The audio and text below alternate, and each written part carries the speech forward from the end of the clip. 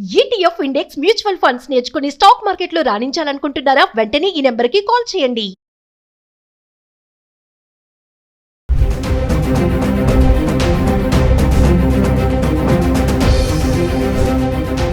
నమస్తే, welcome back to Suman TV. Present మనతో పాటు ఉన్నారు అనలిస్ట్ మందర్ కృష్ణారెడ్డి గారు. నమస్తే సార్. నమస్తే అమ్మా. సార్, మనం బంగారం వెండి గురించి చాలా వీడియోలో మాట్లాడుకున్నాము. మరి ఆల్ టైమ్ రికార్డ్గా వెళ్ళిపోయినటువంటి ధర స్వల్పంగా తగ్గడం అయితే మళ్ళీ చూస్తున్నాం. అంటే ఇది గుడ్ న్యూస్ అనుకోవచ్చా? మరి ముందు ముందు పెళ్లిళ్ళ సీజన్ ఉంది. 1,80,000 వరకు వెళ్ళినటువంటి 24 క్యారెట్స్ గోల్డ్ ఇప్పుడు 1,50,000 వరకు వచ్చేసింది. 22 వచ్చేసి 1,40,000. ఇంకా వెండి అంటారా 4,25,000 వరకు వెళ్ళి ఇప్పుడు మళ్ళీ 2,60,000 ఉంది. ఎందుకు ఒకసారి ధరలు ఇలా తగ్గిపోతున్నాయి? ఇలాగే తగ్గే ఛాన్సెస్ ఉన్నాయా? మళ్ళీ ఒకేసారి పెరుగుతాయా? అంటే ప్రపంచ పరిస్థితులను బట్టి గోల్డ్ కానీ సిల్వర్ కానీ ఆధారపడి ఉంటాయని మనం ఎప్పటి నుంచో అనుకుంటున్నాం. మనం ట్రంప్ విధానాలు దీనికి ముఖ్యమైన కారణాలు. ట్రంప్ చాలా జీతాల నుంచి దేశాల మీద అగ్రెసివ్గా వెళ్ళాడు. బాంబులు వేసేస్తా అన్నాడు, ఆక్రమించుకుంటా అన్నాడు, ఈ ద్వీపం నాది అన్నాడు, ఈ దేశం నాది అన్నాడు. వెనిజులాను అయితే రాత్రికి రాత్రే ప్రెసిడెంట్ ఆయన భార్యని ఇద్దరిని పట్టుకొచ్చేసేసి వైట్ హౌస్లో బందీ చేసి పెట్టుకున్నాడు. ఇవన్నీ జరిగాయి. వీటి వల్ల భయానకమైన పరిస్థితి ఏర్పడి అన్ని దేశాలు కూడా భయపడ్డాయి. ఏ క్షణంలో ఏ నిర్ణయం తీసుకుంటారో తెలియకపోవడం వల్ల గోల్డ్ రేటు అంటే డాలర్ మీద దాని ప్రభావం కనబడింది. దాని ప్రభావం వల్ల మిగిలినటువంటి బంగారం మీద వెండి మీద కూడా దాని ప్రభావాలు చాలా కనపడ్డాయి. ఇవి కాకుండా ఇంకా అనేక కారణాలు, ఒక కారణం అని చెప్పడానికి వీలేదు, ప్రపంచంలో అనేక కారణాలు దీనికి దారితీశాయి. ఇప్పుడు కనబడుతున్నది తాత్కాలికం మాత్రమే. ఎందుకంటే ట్రంప్ ఆలోచనలు ఎప్పుడు ఎటు మారుతాయో తెలియని పరిస్థితిలో ఉన్నది. ఎందుకంటే ఇంతకాలం స్టడీ చేసిన వాళ్ళు ఎవరైనా సరే, 2 ఏళ్లు ట్రంప్ను గమనించిన వాళ్ళు ఎవరు కూడా ట్రంప్ ఇలాగే కంటిన్యూ చేస్తాడని అనుకోవడానికి వీల్లేదు. ఇప్పుడు కొద్దిగా ట్రంప్లో మార్పు కనబడ్డట్టు కనబడుతుంది. కానీ ఇది ఎంతకాలం ఉంటుంది? వారం ఉంటుందా, 3 రోజులు ఉంటుందా, 5 రోజులు ఉంటుందా అని తెలియని పరిస్థితిలో ఇది నడుస్తుంది అని చెప్పక తప్పదు.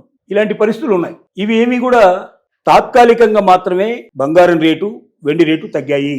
డెఫినెట్గా ఇది మళ్ళీ పెరుగుతుంది. నిపుణులు చెప్తున్న మాట ఇది.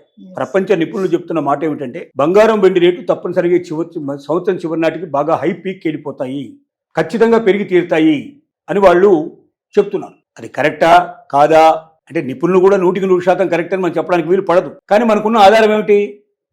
బంగారంలో వెండిలో నిపుణులైనట్టు వాళ్ళు, ప్రపంచం మొత్తం మీద దీని గురించి బాగా స్టడీ చేసే వాళ్ళు చెప్పే మాటలకే మనం విలువ ఇవ్వాలి. వాళ్ళు చెప్తున్న మాట ఏమిటంటే ఖచ్చితంగా బంగారం రేట్ అయితే పెరుగుతుంది. వెండితో పోలిస్తే డెఫినెట్గా బంగారం రేటు అంతగా పెరగదు. వెండి మాత్రం పెరిగి తీరుతుంది. ఎందుకంటే వెండిని ఆభరణాలకే పరిమితం చేయకుండా ఇండస్ట్రీస్కి, అనేక రకాలైనటువంటి పరిశ్రమలకు దీన్ని ఉపయోగించడం వల్ల దాని అవసరం విపరీతంగా పెరిగింది. దీనికి ఆల్టర్నేటివ్ ఏదైనా కనుక్కునేదాకా ఈ రేటు ఇట్లాగే పెరిగిపోతుంది. లక్షల వాహనాలు తయారవుతున్నాయి. ఒక్కొక్క వాహనానికి 75 కిలోలు కావాల్సిన పరిస్థితి ఏర్పడుతుంది. అలాగే రోజుకి కొన్ని టన్నుల కొద్దీ మరి వెండి కావాల్సిన పరిస్థితి ఏర్పడుతుంది.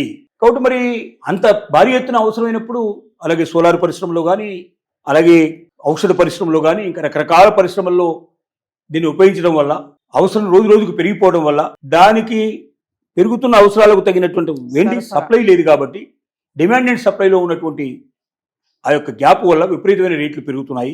తాత్కాలికంగా తగ్గినా కూడా వెండి రేటు తప్పనిసరిగా పెరుగుతుంది. సంవత్సరాంతానికి బంగారంతో పోలిస్తే చాలా రేట్లు ఎక్కువగా వెండి పెరుగుతుంది అనేది నిపుణులందరూ చెప్తున్నటువంటి మాట. సార్, ఇప్పుడు Trump America India trade deal జరిగింది, అది కూడా కారణం అనుకోవచ్చు అంటారు? ధరలు ఇలా రకమైన కారణం, అది కూడా చిన్న కారణం. దీంట్లో కారణం డెఫినెట్గా ఉంటుంది. ఒక మన దేశంతో కాకుండా ఇంకా చాలా దేశాలతో ఇలాగే ట్రేడ్కు రెడీ అయిపోయాడు. ఇంతకుముందు అగ్రెసివ్గా వెళ్ళిన వాడు కాస్త ఇప్పుడు కాస్త, ఎందుకంటే యూరోపియన్ ట్రేడ్ ఏదైతే ఉందో టోటల్గా మదర్ ఆఫ్ ఆల్ డీల్స్ అని చెప్పి వాళ్ళు భారతదేశంతో వాళ్ళు అగ్రిమెంట్ చేసుకున్నారు. రోజుకు ఒక రకమైన విధానంతో ఉండేటువంటి అమెరికాకు వెళ్ళడం కన్నా స్థిరంగా ఉండే భారతదేశంతో మనం వెళ్ళడమే మంచిది, మన అవసరాలు మొత్తం ఇక్కడే తీరుతాయనే నిర్ణయానికి వాళ్ళు వచ్చారు. ఇలాంటి ట్రేడ్స్ అన్ని జరుగుతున్నప్పుడు, డీల్స్ జరుగుతున్నప్పుడు అమెరికాకు సంబంధించినటువంటి ఎవరైతే ట్రంప్కు సంబంధించిన అడ్వైజర్స్ ఉన్నారో వాళ్ళంతా చెప్పారు, నువ్వు మొండిగా వెళుతున్నావు, చివరికి అమెరికాలో రేట్లు విపరీతంగా పెరిగిపోయి ఇక్కడున్న జనం కూడా గొడవ పెట్టడం మొదలు పెడుతున్నారు. ఎప్పటికే more than 54%, 57% నీకు వెగనిస్ట్గా తయారయ్యారు ఇక్కడ. సో ఈ పరిస్థితుల్లో ఇంకా నువ్వు ఎక్కువగా తెచ్చుకుంటే ఇలాంటివి నీకే ఇబ్బంది కలిగే పరిస్థితి ఉంది. కాబట్టి కొన్నిట్లో తగ్గడం కూడా నేర్చుకో అని సలహా ఇచ్చారు. ఏ మైండ్ ఏ ఆలోచనలో ఉందో మొత్తం మీద టక్కున ఒప్పుకున్నాడు. టకటక కొన్ని దేశాలతోటి ట్రేడ్ డీల్స్ చేసుకోవడం మొదలుపెట్టాడు. అలాగే ఇరాన్తో ఇవాళే బాంబులు వేస్తాను, రేపు బాంబులు వేస్తాను కాబట్టి కొద్దిగా వాయిదాలు వేసుకుంటూ ఇరాన్ వచ్చి నాతో మాట్లాడినట్టయితే, కాంప్రమైజ్ అయినట్టయితే, అగ్రిమెంట్ చేసుకున్నట్టయితే ఇరాన్కి యుద్ధం చేయను అన్నట్టుగా సూచాయిగా ఇన్ఫర్మేషన్ ఇస్తున్నాడు. ఇలాంటి చాలా మార్పులు కలుగుతున్నాయి. సో ఈ మార్పులన్నిటి ఫలితంగా ఏం జరుగుతుందంటే కొద్దిగా చప్పబడింది, కొద్దిగా చల్లబడింది. మొత్తం ప్రపంచం అంతా కూడా కొద్ది చల్లబడింది. ఆ చల్లబడిన కారణాల వల్ల బంగారం వెండి రేట్లు తగ్గుతుంది. తగ్గాయి. ఎప్పుడు పెరుగుతుందో ఏ చెప్పలేదు. క్షణంలో ఏం జరుగుతుందో మనం చెప్పలేం. కానీ ప్రపంచ నిపుణులు చెప్తున్న మాట మాత్రం ఈ సంవత్సరం చివరి నాటికి బంగారం రేటు కూడా పెరుగుతుంది.